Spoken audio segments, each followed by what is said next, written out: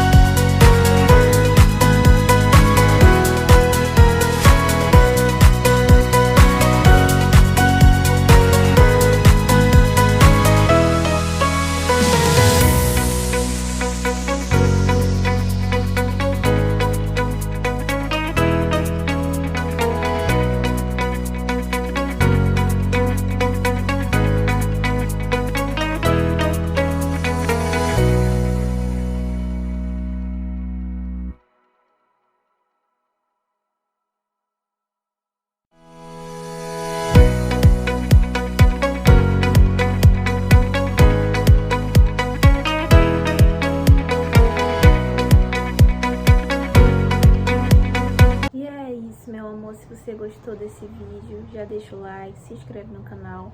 Vamos juntos a 1000 inscritos. Vou deixar minhas redes sociais aqui abaixo para você me seguir lá no Instagram, @celipraia, _praia. E é isso. Beijo. Até o próximo vídeo. Tchau!